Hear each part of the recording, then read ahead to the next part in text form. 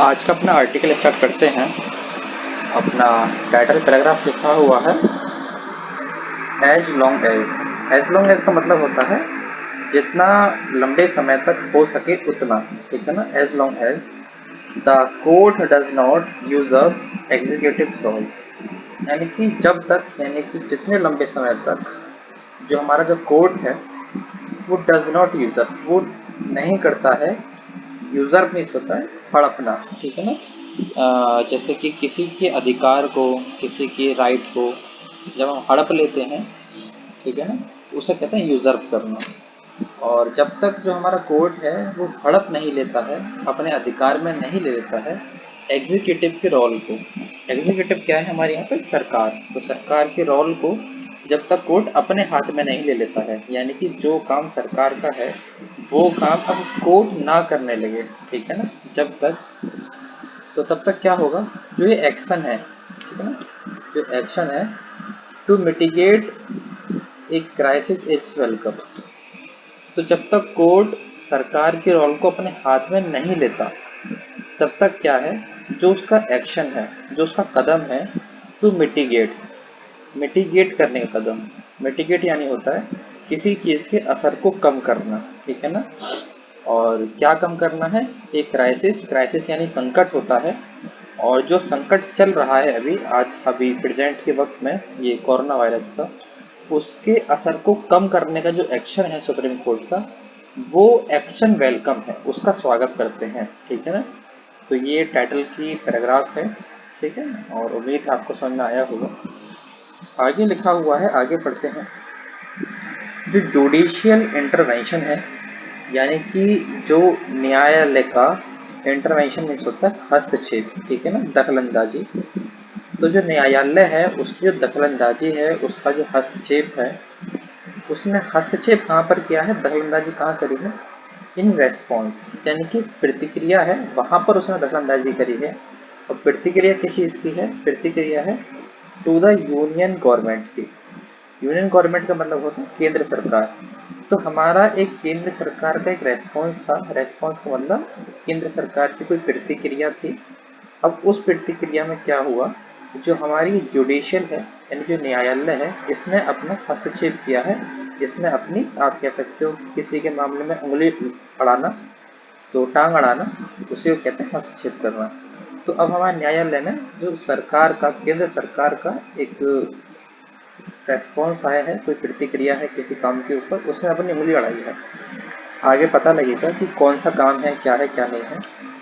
अब जो union government है, जो केंद्र सरकार का है, उसका एक फ्लैगिंग रेस्पॉन्स है, ठीक है ना।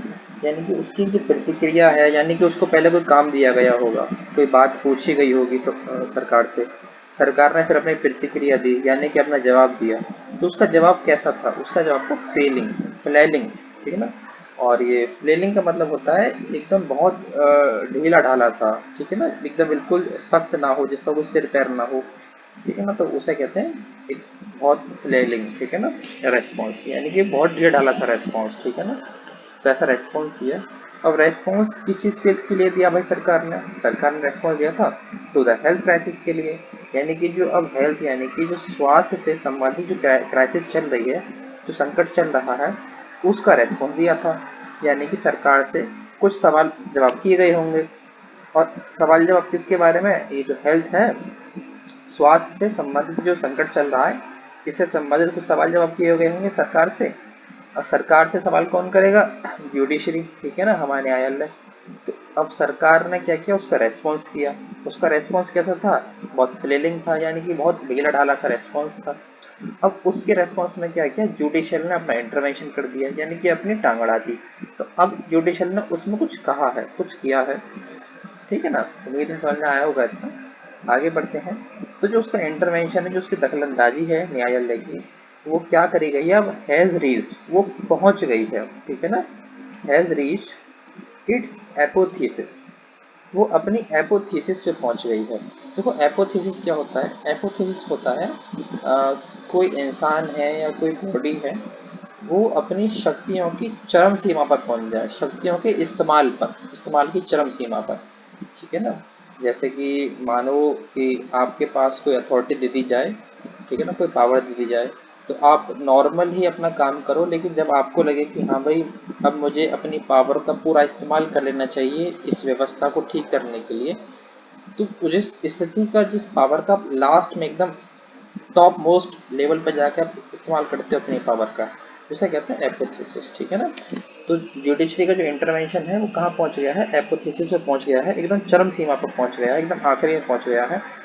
और किसके साथ पहुंचा है, with the supreme court order. ठीक है ना, सुप्रीम कोर्ट ने एक ऑर्डर किया है, तो ये ऑर्डर करते हुए वो चरम सीमा पर पहुंचा है, यानी कि उसने ऑर्डर किया है और फिर साथ ही साथ क्या हुआ, जो उसका ऑर्डर है वो हमें शो करता है कि इसने अपनी पूरी पावर को शो किया है, पूरी पावर का इस्तेमाल किया है अपनी का। ठीक है, तो सुप्रीम कोर्ट ने एक ऑर्डर किया। अब ऑर्डर किस चीज़ का क्या है कि वो फॉर्म करेगा, फॉर्म का मतलब होता है बनाना किसी चीज़ को, कि सुप्रीम कोर्ट बनाएगा एक 12 मेंबर नेशनल टास्क फोर्स, एक 12 लोगों की, 12 मेंबर की नेशनल टास्क फोर्स, यानी कि एक नेशनल यानी कि राष्ट्रीय स्तर पर, टास्क मतलब होता है किसी काम को करने का कोई एक, टास्क मतलब कोई काम होता है, ठीक है ना, टास्क मतलब कोई काम, और फोर्स यानी कि फोर्स। ठीक है ना, तो 12 लोगों की एक नेशनल टास्क फोर्स बनाई है, और किस चीज़ के लिए, for the effective and transparent allocation के लिए। इफेक्टिव का मतलब होता है असरदार तरीके से, और ट्रांसपेरेंट का मतलब होता है एकदम स्पष्ट रूप से। ठीक है ना, जिसमें जरा सा भी हम ये ना देख पाए कि क्या गड़बड़ हो रही है। ठीक है ना, तो ट्रांसपेरेंट का मतलब होता है पारदर्शी तरीके से, ठीक है ना, एकदम क्लियर तरीके से। अब क्या हो सके, एलोकेशन हो सके। एलोकेशन किस चीज़ का, यानी कि एलोकेशन का मतलब होता है बंटवारा होना, और बंटवारा किस चीज़ का, ऑफ मेडिकल ऑक्सीजन, ऑक्सीजन का। और किन लोग, किन को बंटवारा होगा, टू द स्टेट्स को एंड यूनियन टेरिटरीज को। ठीक है ना, देखो पूरी बात यही है कि सुप्रीम कोर्ट ने अपनी दखलंदाजी करी है सरकार के एक रेस्पॉन्स में, एक प्रतिक्रिया में, और जो उसने सुप्रीम कोर्ट ने एक दखलंदाजी करी है वो ये शो करते हुए कही है कि उसने 12 मेंबर की एक नेशनल टास्क फोर्स को बनाया है।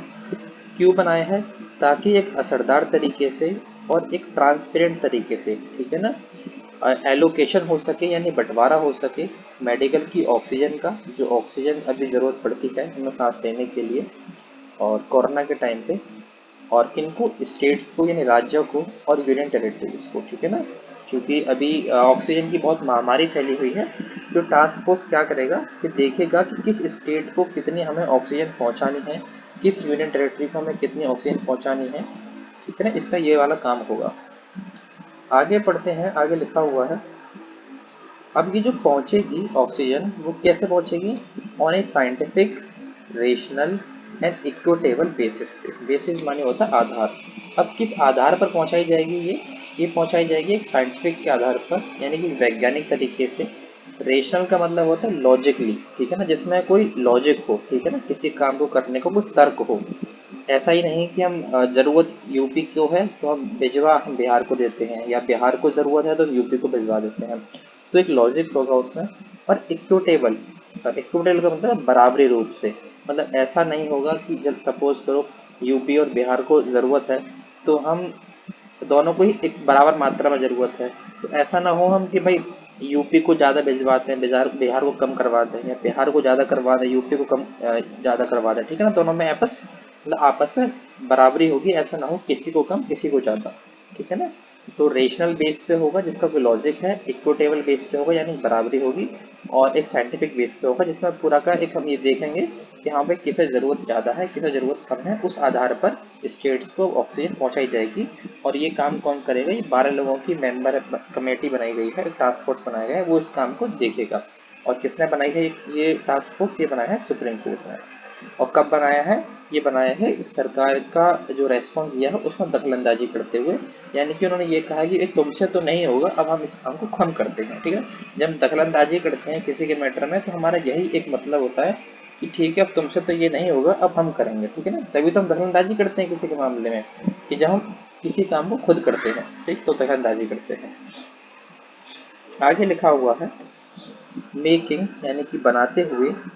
मेक मतलब होता है बनाना, और मेकिंग मतलब होता है बनाते हुए। ठीक है ना, ये जीरेंड है और एक सब्जेक्ट की तरह यहाँ पे यूज हुआ है। रिकमेंडेशंस को, रिकमेंडेशन मतलब होता है सिफारिशें। तो सिफारिशों को बनाते हुए यानी कि सिफारिश करते हुए, अब सिफारिश किसके लिए करी है? ऑन ऑगमेंटेशन पे करी है। और augmentation the supply based on present and projected demands and, ठीक है, चलो यहीं तक पढ़ते हैं, ठीक है, डिमांड्स तक। अब रिकमेंडेशन किया है यानी कि सिफारिश की है अब किस चीज़ की? ऑगमेंट करने की। ऑगमेंट का मतलब होता है मजबूत बनाना किसी चीज़ को, ठीक है ना, किसी चीज़ की स्थिति को सुधारना। तो अब इन्होंने सिफारिश की है कि हम सुधारेंगे यानी कि मजबूत बनाएंगे। अब किस चीज़ को मजबूत बनाएंगे? द सप्लाई को, यानी कि उस सप्लाई को, सप्लाई यानी कि एक जगह से दूसरी जगह लेके जाना चीज़ों को, उसे मजबूत बनाएंगे। और जो आधारित होगा, ठीक है ना, जो ऑगमेंटेशन है हमारा, जो मजबूत बनाने का काम है वो आधारित होगा, बेस्ड ऑन होगा, जिसका आधार होगा हमारे प्रेजेंट का, यानी कि जो अभी हाल की जो स्थिति चल रही है वो, और वो जो प्रोजेक्टेड डिमांड्स होंगी। डिमांड मतलब होता है मांग, और प्रोजेक्टेड मतलब होता है अनुमानित, ठीक है ना, जिनको भविष्य में ऐसा हो सकता है और उस चीज़ का अनुमान लगा लेना, ठीक है ना। तो एक तो प्रेजेंट की सिचुएशन जो अभी चल रहा है, और वो सिचुएशन जो भविष्य में हो सकती है, ठीक है ना। तो इन दोनों चीज़ों को देखते हुए, इन दोनों चीज़ों को आधार बनाते हुए, ठीक है, मजबूत बनाया जाएगा सप्लाई को। और क्या करते हुए? और फैसिलिटेट करते हुए, फैसिलिटेटिंग, ठीक है ना, audits by subgroups within each state and UT is also a part of its remit। अब आगे क्या है कि भाई ये फैसिलिटेटिंग करते हुए, देखो फैसिलिटेटिंग का मतलब होता है किसी चीज़ को और ज़्यादा आसान बनाते हुए, ठीक है ना। जब हम किसी चीज़ के लिए फैसिलिटी देते हैं किसी चीज़ को, तो हम क्या करते हैं भाई? उसके लिए चीज़ों को आसान बनाते हैं, ठीक है ना। जैसे कि आपको कोई प्रॉब्लम आ रही है तो मैं आपकी मदद कर दूँ, तो आपको कोई फैसिलिटी प्रोवाइड कर दूँ, तो फिर क्या होगा? आपको थोड़ी सी हेल्प हो जाएगी, ठीक है ना, आपको थोड़ी सी मदद हो जाएगी। तो वही है फैसिलिटेटिंग करते हुए। अब कैसे? जो ऑडिट्स हैं, ऑडिट्स बाय सब ग्रुप्स, देखो विद इन ईच स्टेट, यानी कि हर राज्य में और हर यूनियन टेरिटरी में। अब ये किसके द्वारा किया जाएगा? कुछ ऑडिट्स के द्वारा। और ऑडिट कौन करेगा? कुछ छोटे छोटे सब ग्रुप्स करेंगे, ठीक है ना। ग्रुप्स यानी कि कुछ लोगों का समूह, और सब ग्रुप का मतलब है छोटे छोटे ग्रुप, ठीक है ना, समूह। देखो ऑडिट एक वर्ड है, ऑडिट का मतलब होता है किसी चीज़ की एक हिसाब किताब की जांच करना, ठीक है ना। जैसे कि सपोज करो कि भाई अब ये ऑक्सीजन क्या है, हर स्टेट को भिजवाई जाएंगी, लेकिन अब किस स्टेट को कितनी ऑक्सीजन भिजवाई गई है, उस चीज़ को एक देखने के लिए एक मॉनिटरिंग अथॉरिटी होती है या होगी, कि हाँ भाई जो इनकी रिपोर्ट में आया है कि इन्होंने इतनी इतनी स्टेटों को ऑक्सीजन भिजवाई है, तो उसकी जांच करेगी, ठीक है ना। तो यानी कि आपके किसी काम काज की जांच करना, ठीक है ना, उसे कहते हैं ऑडिट करना। आपका जो हिसाब किताब है उसकी जांच करना, ठीक, उसे कहते हैं ऑडिट करना। तो आसान बनाते हुए उस ऑडिट को, ठीक है ना, जो जांच होगी उसे आसान बनाते हुए विद इन स्टेट, यानी स्टेट के अंदर, यानी राज्य के अंदर, और यूनियन टेरिटरी के अंदर। तो ये क्या है? Is also a part of its remit. तो ये जो सारा काम है कि भाई रिकमेंडेशन करना, ठीक है ना, फैसिलिटेटिंग करना, और ये जो काम है सारे के सारे, ये क्या है? एक पार्ट है, एक हिस्सा है ऑफ इट्स रिमिट। इट्स यानी कि जो नेशनल टास्क फोर्स बनाई गई है, जो 12 लोगों का मेंबर की जो कमेटी बनाई गई है, ये उसकी रिमिट है। रिमिट का मतलब होता है ड्यूटी, ठीक है ना, उसकी जिम्मेदारी, उसका कर्तव्य, ठीक है ना। तो ये भी एक उसकी ड्यूटी है, ये भी एक उसकी काम के अंदर आने वाली चीज़ है, ठीक है ना। चलो आगे बढ़ते हैं। आगे लिखा हुआ है द कोर्ट, यानी कि जो कोर्ट है, कोर्ट कौन सा? सुप्रीम कोर्ट, ठीक है ना। जो कोर्ट है उसने हैज़ आल्सो मैंडेटेड, उसने और क्या किया है? मैंडेटेड किया है। देखो मैंडेटेड का मतलब होता है किसी चीज़ को कंपलसरी करना, ठीक है ना, एकदम पक्का कर देना कि हाँ भाई ये तो है ही है, अब इससे छोड़कर आप आगे नहीं बढ़ सकते। यानी कि किसी चीज़ को आप बहुत ज़्यादा कंपलसरी बना दो, ठीक है ना, कि ये तो कंपलसरी तो आपको पता ही होगा कि क्या होता है, ठीक है ना। तो अब सुप्रीम कोर्ट ने कंपलसरी बना दिया है। कंपलसरी क्या बना दिया है? कि इट इसको टू रिव्यू, यानी कि जो 12 लोगों की जो नेशनल टास्क फोर्स बनाई गई है, फोर्स जो बनाई गई है, वो क्या करेगी? वो रिव्यू करेगी। रिव्यू का मतलब होता है किसी चीज़ को फिर से देखना, यानी कि जांच करना, ठीक है ना। व्यू माने देखना, और रिव्यू मतलब फिर से देखना। और जब हम किसी चीज़ को फिर से देखते हैं तो इसका मतलब हम उसकी जांच करते हैं, ठीक है ना। किसी चीज़ की हमें जांच करनी होती है तभी तो हम उस चीज़ को फिर से देखते हैं। तो जांच करना है, एक तो ये उसका काम है। कंपलसरी किया है कोर्ट ने कि जो ये नेशनल टास्क फोर्स है रिव्यू करेगी, जांच करेगी और सजेस्ट करेगी। सजेस्ट का मतलब होता है आपको ऐसा, सजेस्ट का मतलब हिंदी में कह सकते हैं आप, आपको सजेस्ट करते हैं, यानी कि सजेस्ट ऐसे मैं समझाता हूँ, मुझे एग्जैक्ट मीनिंग नहीं मिल रहा है कि आप अगर मेरे पास आते हो, अपनी कोई प्रॉब्लम बताते हो, ठीक है, तो मैं उसका एक सॉल्यूशन आपको दूं, एक ऑप्शनल सॉल्यूशन दूं, ठीक है ना, तो उसे कहते हैं सजेस्ट करना। और सजेस्ट क्या करना है, मेजर्स को, मेजर्स में होता है उपाय, ठीक है ना।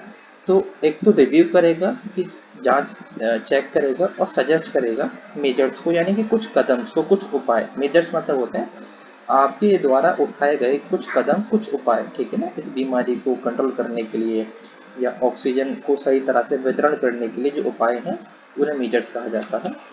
आगे बढ़ते हैं। अब किसके लिए, for ensuring the availability of essential drugs and remedial measures to meet the future emergencies during the pandemic. अब ये सारी चीज़ किस लिए होंगी कि भाई जांच करना या सही कदम को सजेस्ट करना, ठीक है ना, ये इसलिए होंगी फॉर इंश्योर, यानी कि पक्का करने के लिए।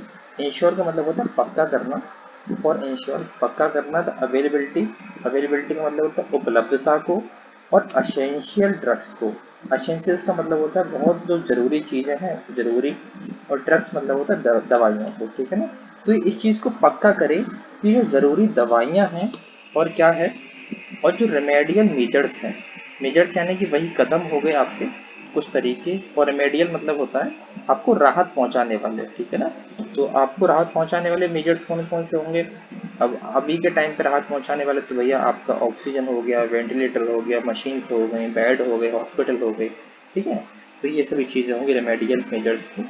अब ये क्या करेंगे, टू मीट करेंगी फ्यूचर इमरजेंसीज को ड्यूरिंग द पेंडेमिक, यानी कि भविष्य में होने वाली जो ऐसी ही इमरजेंसी आएगी जो आने वाली हो सकती है, और ड्यूरिंग द पेंडेमिक यानी कि इस जो महामारी के दौरान, तो उस इमरजेंसी को मीट करना। मीट करने का मतलब होता है हमारी आने वाली भविष्य की इमरजेंसी और हमारी जो आज की हमारी तैयारी है वो एक दूसरे के बराबर हो, ठीक है, यानी कि उनको पूरा कर सकें, ठीक है ना, भविष्य में आने वाली जो हमारी ज़रूरतें हैं उनको पूरा कर सकें, ठीक। इतना हो गया।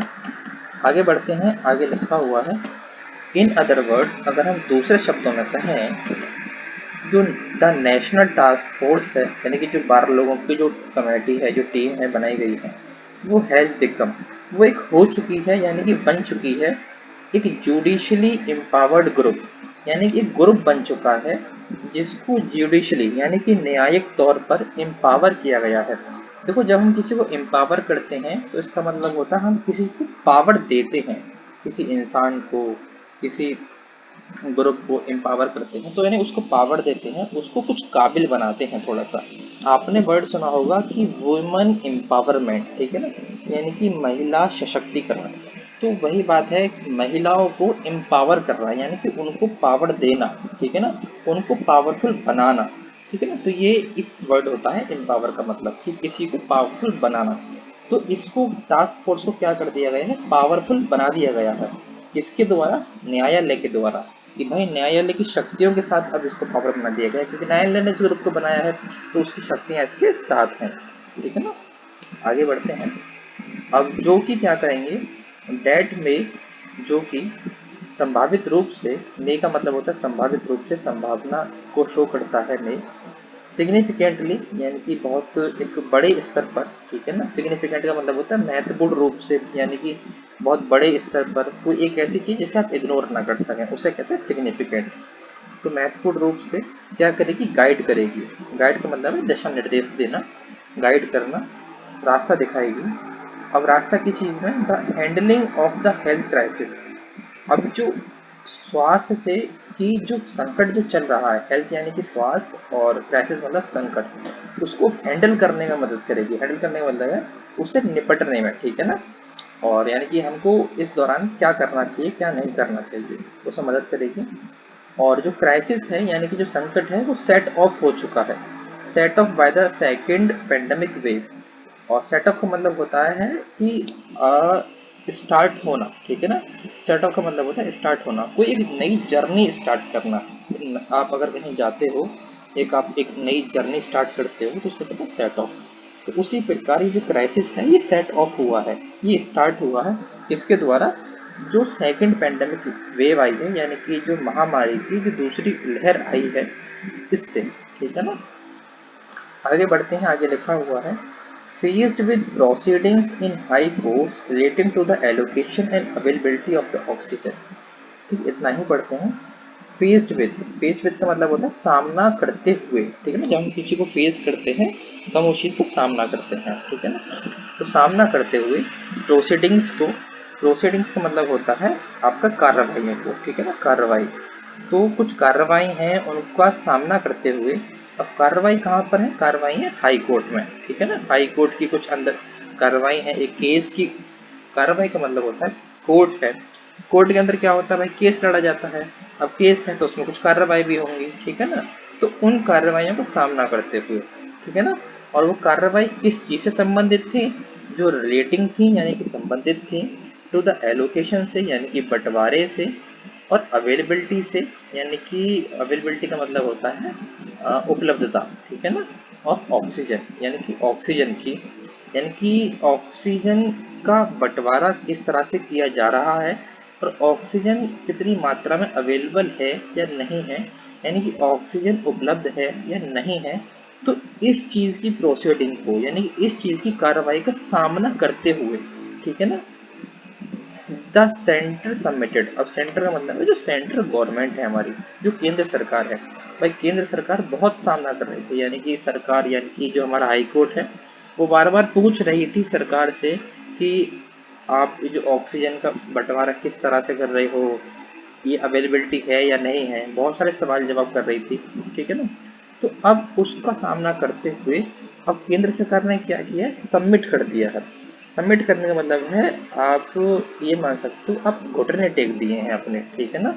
यानी कि आप हार मान ली है, और आप ऐसा भी कह सकते हो कि अपनी एक बात को प्रस्तुत भी किया है, ठीक है ना। हार मानते हुए अपनी बात को रखना, ठीक है ना, प्रस्तुत करना। तो सेंटर ने सबमिट किया है यानी हार मानते हुए एक बात कही है, ठीक है ना। वो ये है कि डेट एन एक्सपर्ट कमेटी में बी कॉन्स्टिट्यूटेड। तो सेंटर ने ऐसा कहा कि एक एक्सपर्ट लोगों की, ठीक है ना, एक कमेटी जिसमें कुछ एक्सपर्ट लोग हों, विशेषज्ञ हों, ठीक है ना। एक्सपर्ट यानी कि कुछ एक जो फील्ड है उस फील्ड में जानकारी रखने वाले, कुछ अच्छी खासी जानकारी रखने वाले लोग, ठीक है ना। तो सेंटर ने ऐसा किया है कि एक्सपर्ट कमेटी को कंस्टिट्यूट किया जा सकता है यानी कि बनाया जा सकता है, ठीक है ना। कॉन्स्टिट्यूटेड का मतलब होता है किसी चीज़ का बनाना, ठीक है ना। तो ऐसा सेंटर ने कहा, और जिसमें शामिल होंगे, ठीक है ना, कंसिस्टिंग यानी कि जो कमेटी बनेगी उसमें शामिल होंगे, कंसिस्ट होंगे ऑफ पर्सन्स यानी कि वो लोग जो कि drawn from the public and private health care institutions, जिनको लेकर के आया जाएगा, ठीक है ना। ड्रॉन फ्रॉम का मतलब होता है लेकर के आना, और फ्रॉम यानी कि से, पब्लिक यानी कि सरकारी, और प्राइवेट यानी कि प्राइवेट, हेल्थ केयर का मतलब होता है स्वास्थ्य और, ठीक है ना, स्वास्थ्य संबंधी, और इंस्टीट्यूशन का मतलब होता है संस्था। तो वो जो एक कमेटी बनाई जाएगी उसमें भी जो लोग होंगे वो कुछ सरकारी और प्राइवेट के जो हेल्थ केयर इंस्टीट्यूशंस हैं, यानी कि हेल्थ केयर इंस्टीट्यूशन आप मान सकते हो हॉस्पिटल्स, ठीक है ना, उसे हेल्थ केयर इंस्टीट्यूशन कहते हैं, वहाँ के कुछ लोग उस कमेटी में हों, ऐसा उसने कहा, सेंटर ने कहा। और टू फैसिलेट, और ये सब क्यों क्या करते हुए कहा, टू फैसिलेट करते हुए यानी कि आसान बनाते हुए यानी कि मदद करते हुए, the fresh assessment of the basis for the allocation, यानी कि किसके लिए आसान बनाते हो, एक फ्रेश यानी कि एक नई, एक ताज़ा, असेसमेंट का मतलब होता है जायजा करना, ठीक है ना, किसी की जांच करना, जायजा लेना, और ऑफ द बेसिस यानी कि किस आधार पर, फॉर द एलोकेशन, ठीक है ना। एलोकेशन का मतलब होता है बंटवारा। तो सेंटर ने भी ये कह दिया कि भाई बस आप इस प्रोसीडिंग्स को फेस करते हुए कि अब हमारे बस की नहीं है, अब आप एक कमेटी बनाओ और जिसमें कुछ सरकारी लोग हों, कुछ प्राइवेट लोग हों हेल्थ केयर इंस्टीट्यूशन के, और वो क्या करें, वो जायजा लें, असेसमेंट लें, और किसका, ये एलोकेशंस का, यानी कि जो बंटवारा हो रहा है ऑक्सीजन का और इनका, ठीक। तो आज का हमारा आर्टिकल है, और आई होप आपको समझ में आया होगा। फिलहाल आज के लिए इतना ही, धन्यवाद।